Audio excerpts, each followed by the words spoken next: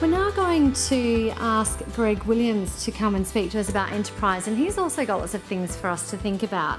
He's got a really interesting background from the little that I know about him. I'll tell you just a bit.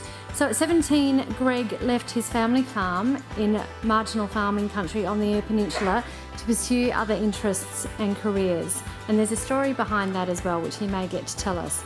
This led him to work in a variety of industries, from fitness to factories, sales and mining, and he eventually found his feet as a personal and business coach based in Adelaide. However, personal tragedy in year 2000, and a series of events over following years was an incentive for Greg to reconsider moving back to the Eyre Peninsula to the family farm. And since then, he and his wife, his lovely wife Shana, who I've just met this morning, have created some really interesting entrepreneurial changes. And included in that was the purchase of a post office that had some family history. And from that, they've developed a most amazing oasis just south of Cal. So I'm very much looking forward to hearing from Greg on what I think will be a very inspiring and motivational presentation. So please join me in welcoming Greg to talk about enterprise.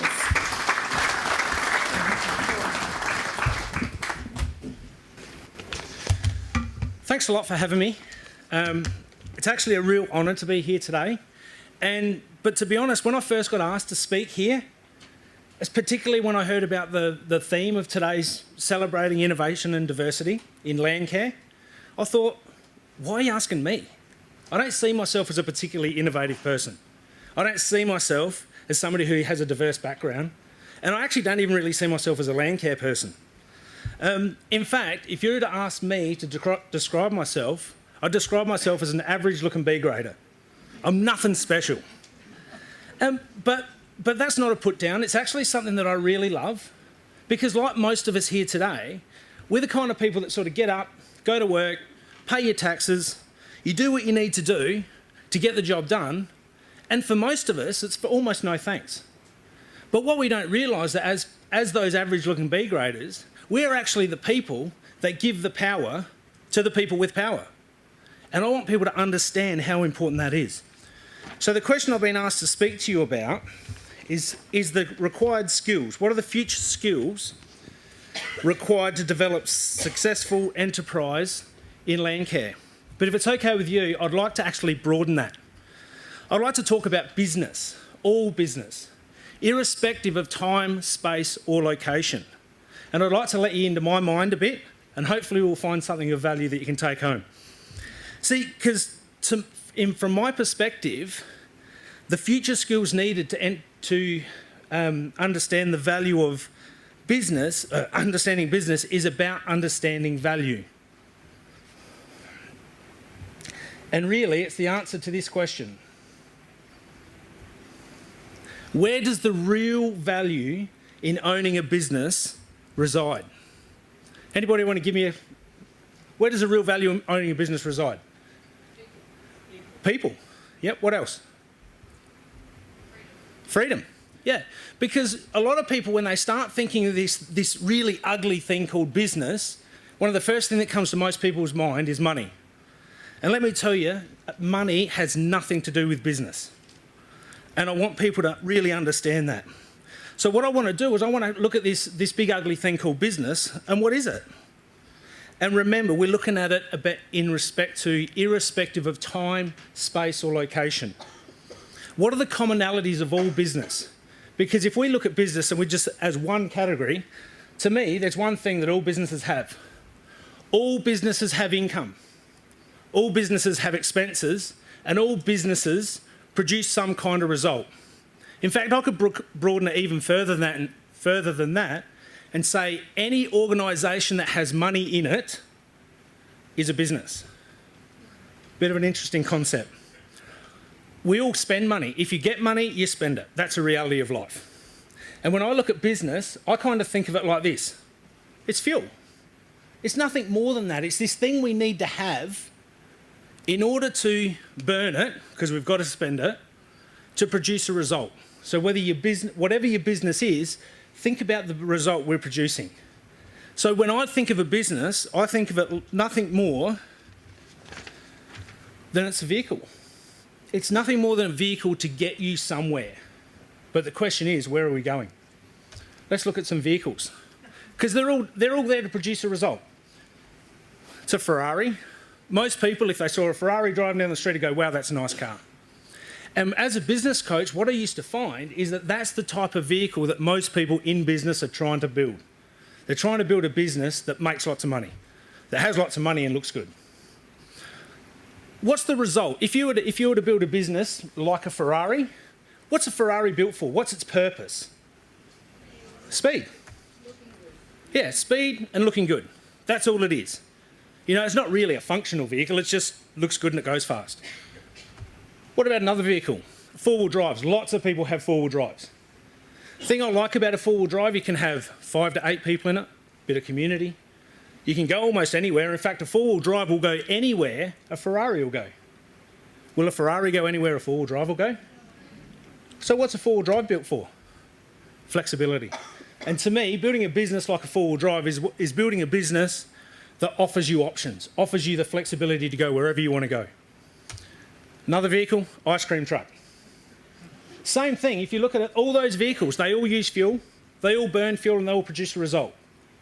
What's the result of an ice cream truck? What's the purpose of an ice cream truck?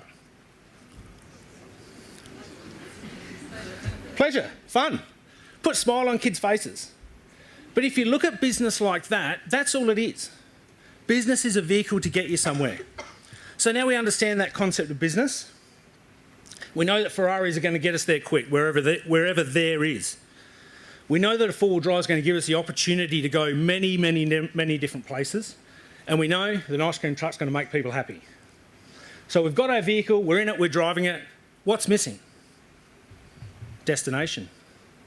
Why are we doing it? Why did we build a Ferrari? Yeah, we might want to go there quick, but where are we going? The four-wheel drive will take us anywhere, but if we don't know where we're going, that's a waste of space too. So to me, one of the most important things is about the reason. You've got to ask yourself a question in business. What's my reason, or what's your reason for being in business that's not money? Let me tell you about mine. I left home at 17, as I said before. Never, ever going to be a farmer. I tried everything. I've been in sales and worked in mines and factories and done everything. But what I found was really interesting, every holidays I came back to the farm. It was always going to be home. And it was really nice as a person to go, you know what, no matter where my life goes, the farm will always be there. So having that spot, that place in my life that was always going to be there was something really important. So that was stability. Now, my family have been in Elbow Hill. In fact, my entire family history on both sides of my parents' family reside within a 5-kilometre radius of the post office that we bought. The post office was built by my great-grandfather. We also, my wife and I now, actually own the house that my grandfather built, as well as the house my dad built. Now, that to me is a real honour. That's something that money can't buy. That history, for me, is really important. The other thing that's important is I've now got 2 kids. I've got a 2-year-old son and a 5-year-old daughter. And to be able to offer them that stability in history, to offer an opportunity for them to see that stability, that history and that longevity is just an amazing experience, something money can't buy. And the last thing, before we come here, the last thing we did before we drove over the other day is I went around and checked the sheep. I grabbed Max, my 2-year-old son, sat him on my lap, drove around and checked the sheep. How many businesses in the world do you know you can take your 2-year-old son to work with? That is something that money can't buy. So for me, when I'm building a business, the reason I farm, the reason we have a coffee shop isn't for anything else other than the opportunity to have something that money can't buy. So what do you reckon my vehicle is? 4-wheel drive.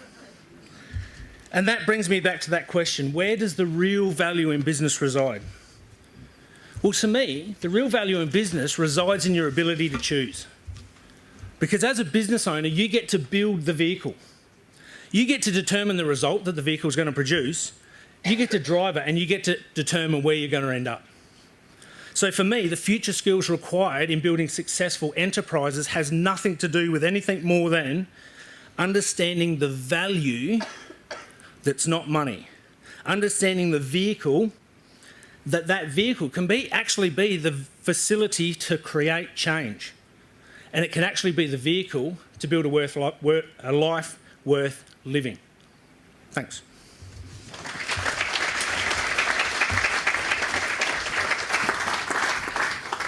So I have a question for you as well, Greg. So I'm really interested. I know that your son's only 2 and your daughter's 4. Yep, 4 turning 5. Yep. Have you and Shana, I know it's early days, but have you started to think about succession planning? Definitely. For your farm as part of this enterprise? So Can you tell us about that? Okay, so for me, succession planning, as a business coach, first session, every client, I would always ask this question. What's your business going to be like when it's finished?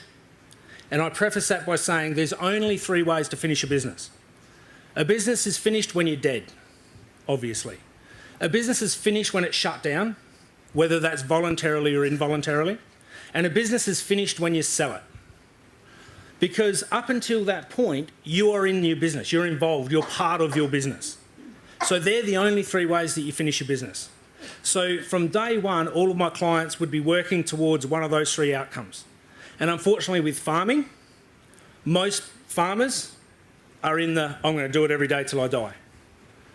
That's great for the farmer, but for their sons, it's a shit fight. I'm sorry for the language. Because when my dad died, all of his 50 years of farming knowledge got buried with him because he didn't think about it. You know, I came in 5 or 6, 7 years ago, having been away for 20 years. I don't know how to be a farmer. That's something I'm learning, but it's a good life. So that's not an option for me. I'm not going to run this business into the ground. You know, to me, the only option is we should all be building towards having a saleable business. Because really what a saleable business is a business that can operate independently of your efforts. And so our plan, we're going to build our business. We're going to create it in such a way that our business won't be our succession plan won't be determined by my son taking it on. We will build it to sell. And if they happen to want to be farmers when they grow up, they'll be buying it. If they don't, that's okay. So it's about understanding that, and that is one of the most important questions in business. Where's it going to finish? Yeah, great. Thank you. Thank you, Rich.